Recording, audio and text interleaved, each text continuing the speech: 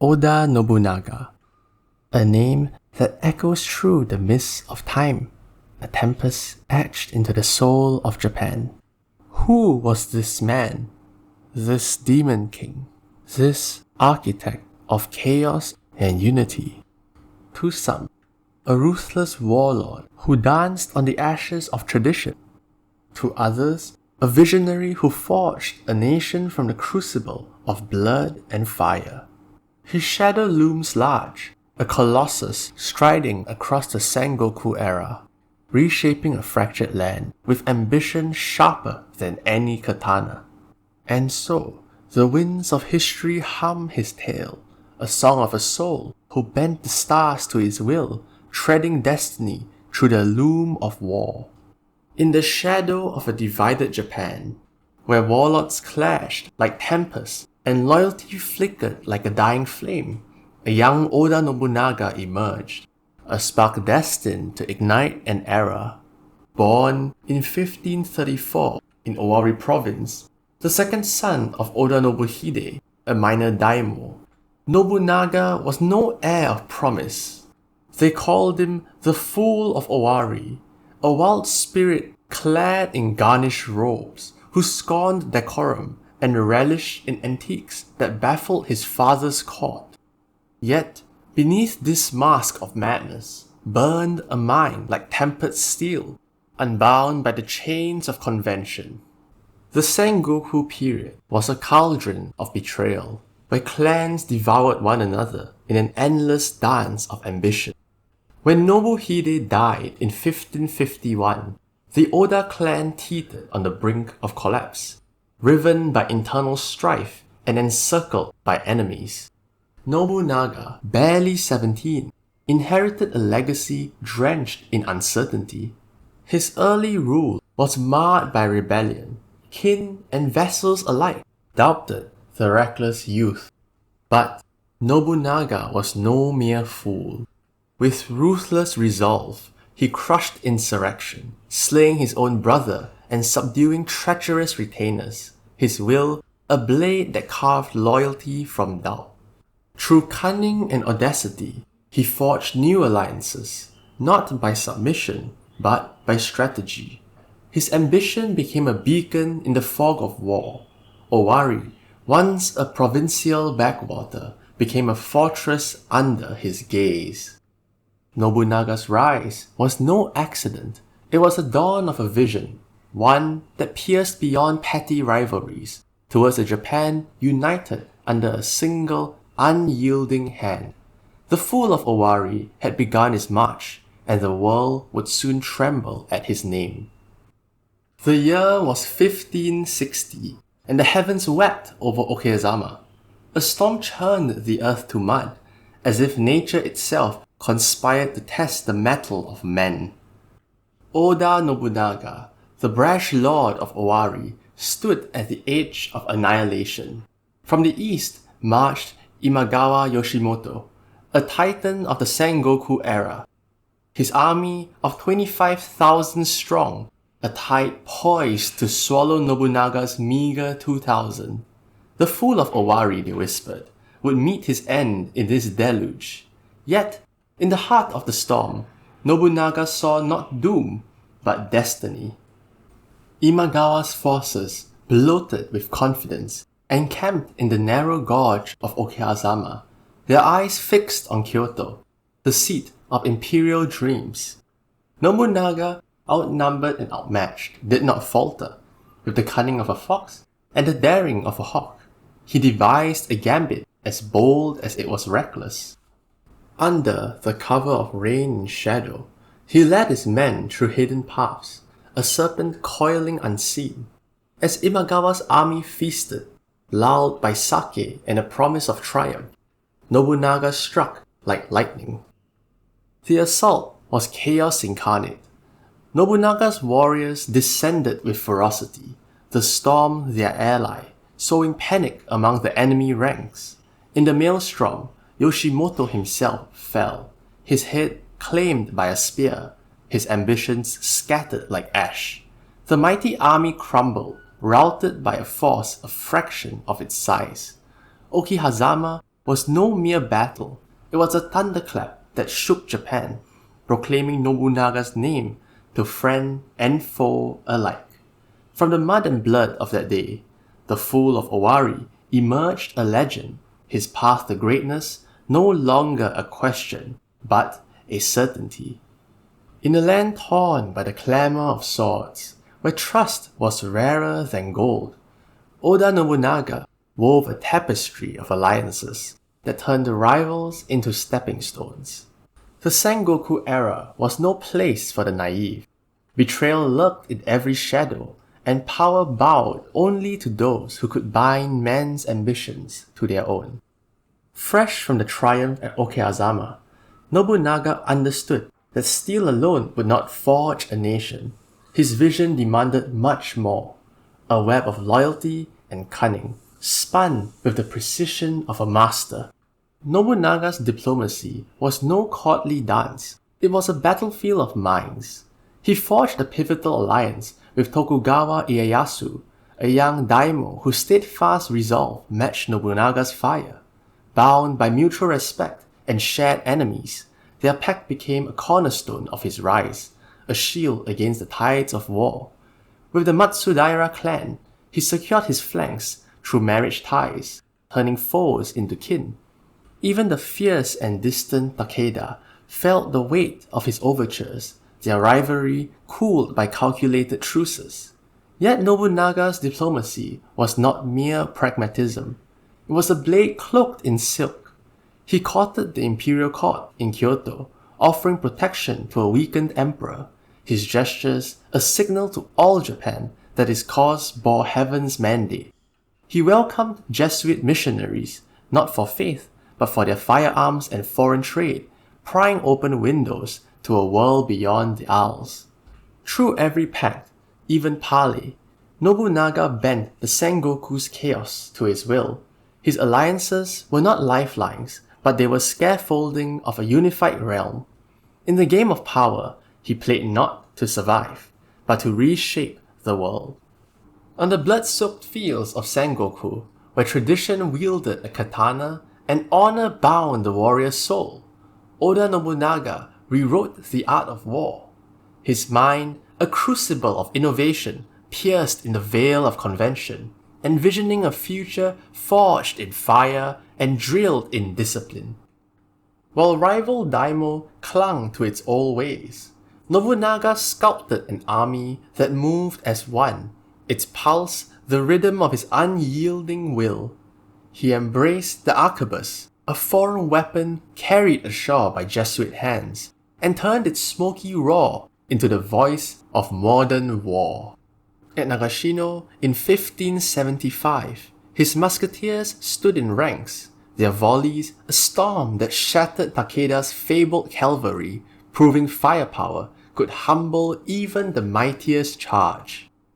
Nobunaga drilled his warriors, not as nobles of the sword, but as soldiers of the state, disciplined, efficient, and bound to his vision.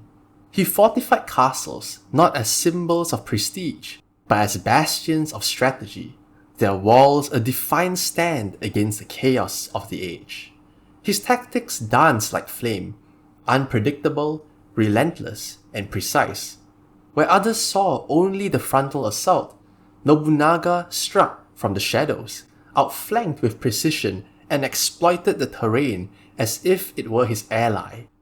He armed peasants and raised ashigaru from foot soldiers to linchpins, their spears and guns erasing the lines between class and conquest.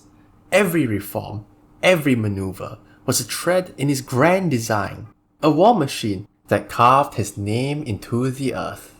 Nobunaga did not merely fight wars, he redefined them, his genius a blaze that lit the path to a new Japan. In the landscape of Sengoku Japan, where temples stood as fortresses and monks wielded spears alongside sutras, Oda Nobunaga cast a shadow that defied the sacred and the ancient. The Buddhists, swollen with wealth and warriors, were not quiet sanctuaries of peace, but sprawling powers in their own right. Feudal lords in saffron commanding armies and land. To Nobunaga, their power was an obstacle, a relic of a world he sought to shatter. With fire in his veins and no reverence in his step, he struck at the heart of the holy strongholds. In 1571, he turned his wrath upon Mount Heii, home to the Tendai monks of Enryakuji, whose armies rivaled those of Daimyo. His troops ascended the mountain like rising inferno, razing shrines and slaying thousands, monks, women, children, all swept away in a purge meant to unseat the divine. The flames of Heii was not just destruction, they were a declaration. No altar, no scripture, no god would stand above his will. The Iko-Iki, fanatic warrior monks of the Jodo Shinshu sect, met a similar fate. Their fortress temples at Ishiyama Honganji besieged until their defiance crumbled. Nor did Nobunaga's blade pause at the gates of old bloodlines. He toppled rival daimyo with ruthless precision, seizing their lands and breaking their lines. Each victory a step toward Japan unbounded by petty rivalries. His wars were more than just battles. They were upheavals, tearing down the scaffolding of centuries. To his enemies, he was a scourge, a force of chaos. To his vision, he was a liberator, clearing the path for a realm united under one rule. In the ruins of temples and castles, Nobunaga sowed the seeds of a new era, his ambition a tide that no tradition could withstand. Amid the embers of fallen temples and the dust of shattered clans, Oda Nobunaga turned his gaze to a grander dream, a Japan forged as one, its heart beating under a single will. The Sengoku era was a mosaic of nations at war, each daimyo a king in his own domain, their rivalries a knot that choked the land. But Nobunaga, with a mind as precise as a blade's edge, sought not just victory but transformation, weaving unity from the fabric of conquest.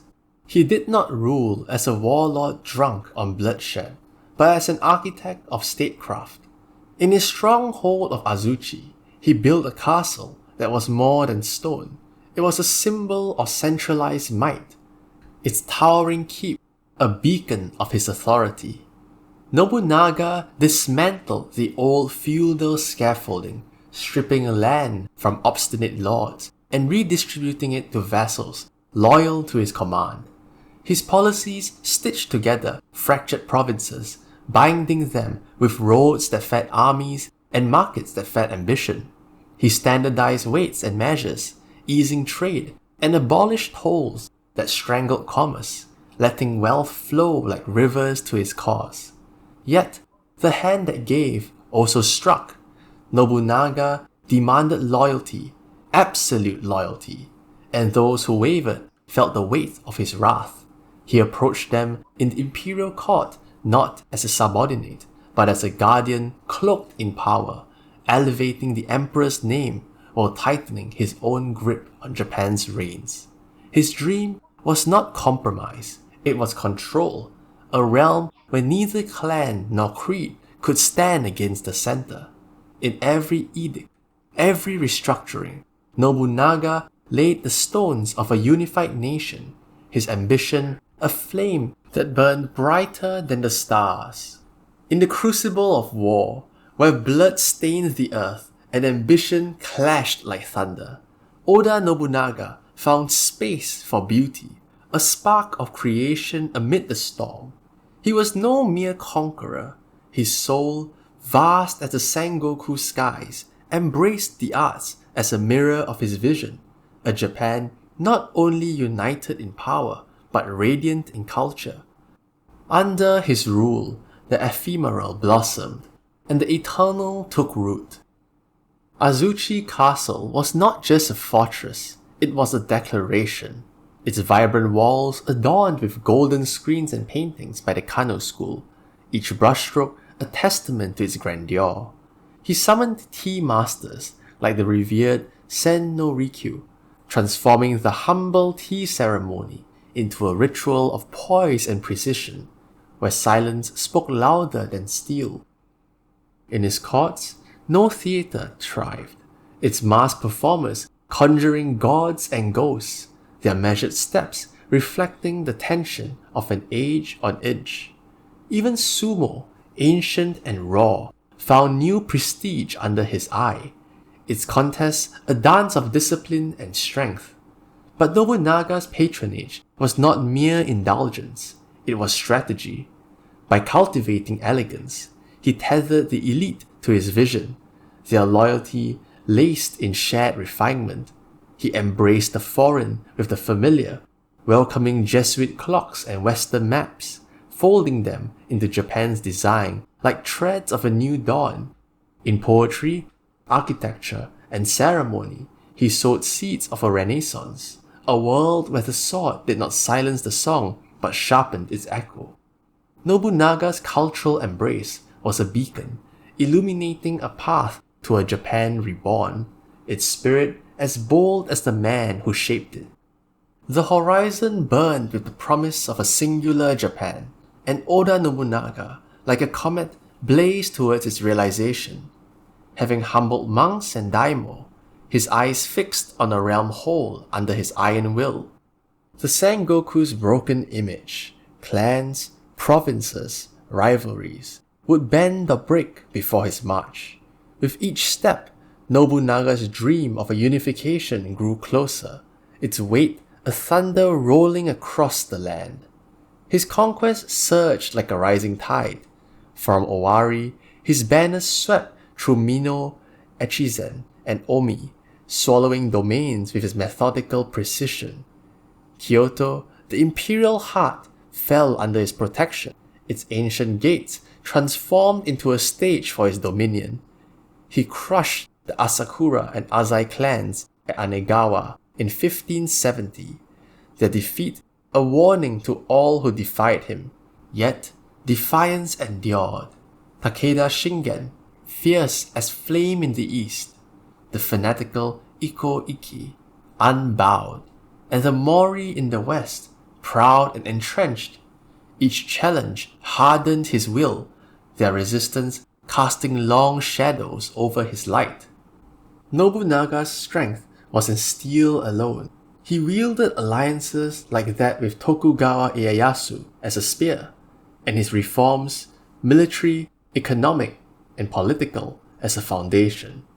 His armies, armed with muskets and discipline, cut through the armor of tradition and the fog of feudal disunity. By 1582, nearly a third of Japan bowed to his rule, provinces woven into his structure of order. But unification was no gentle dream. It was a forge of fire and blood, and Nobunaga was its unrelenting smith.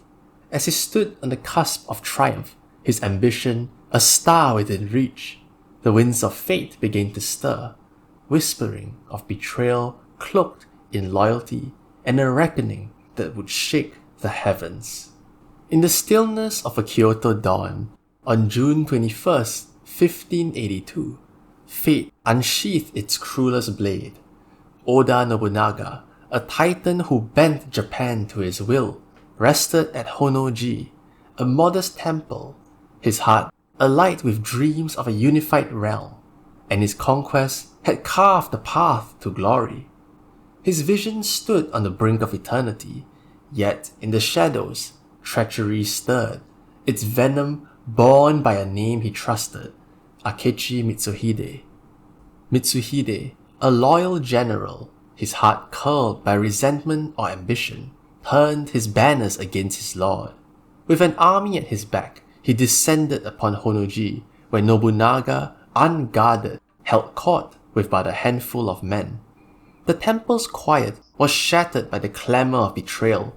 Hooves thundered, blades gleamed, and flames began to lick the wooden halls.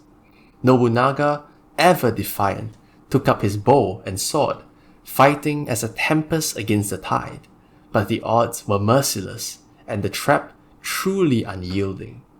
As fire consumed Honnoji, Nobunaga faced his end not with despair, but with the resolve of a man who had defied the heavens. Tradition holds he retreated into the inner chambers, committing seppuku, his final act as a defiant stroke of will against the chaos around him. The flames claimed his body, leaving no trace, as if the earth itself refused to cage such an indomitable spirit. Mitsuhide's triumph was fleeting. Within days, he fell to Nobunaga's avengers. Yet, the dream of unification, kindled by Nobunaga's fire, did not die in the ashes of Honnoji. It burned on, a star now passed to others. The flames of Honnoji consumed Oda Nobunaga's mortal fall, but his spirit, like a gale across the ages, could not be stilled. In life, he was a tempest, a force that shattered the old to forge anew. In death, he became the foundation of a nation reborn, its roots deep in the blood and vision of the Sengoku's boldest dreamer.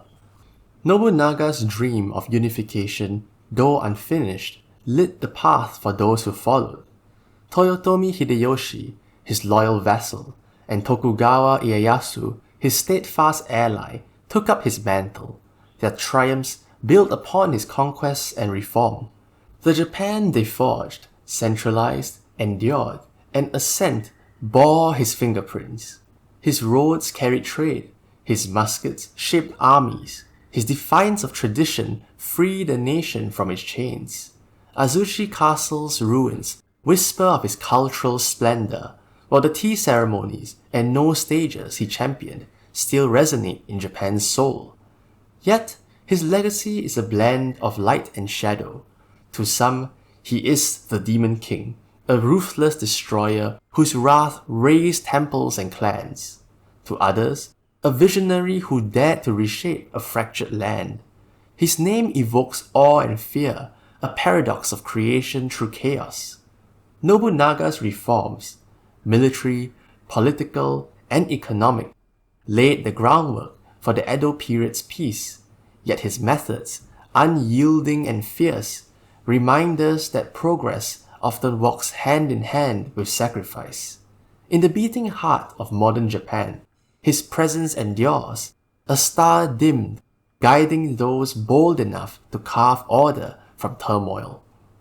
Oda Nobunaga, a name that stirs the winds of history, a soul who danced on the edge of chaos to weave a nation's dawn.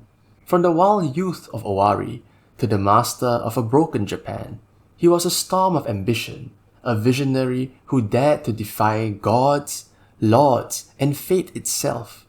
His triumphs, Okeyazama, Nagashino, and the fall of temples, reshaped an era. His reforms, alliances, and patronage sowed the seeds of a unified realm. Yet, at Honnoji, his star fell, a reminder that even titans are mortal. But Nobunaga's fire did not just fade. It burned on the hands of Hideyoshi and Ieyasu, in the Japan they forged, and in the spirit of a people who carried his boldness still. He was no saint, no demon, merely a man who saw a world beyond the ashes and reached for it with an unyielding will. In the shadow of his legacy, a whisper lingers. What is the price of greatness? And what dreams might we dare to chase against the tides of time? Nobunaga's saga is no mere relic. It is a flame that beckons those who would seize the stars. And so, across centuries and silence, his name rides the wind, not as a memory, but as a challenge, to dream, to defy, and to shape the world anew. Thank you for watching.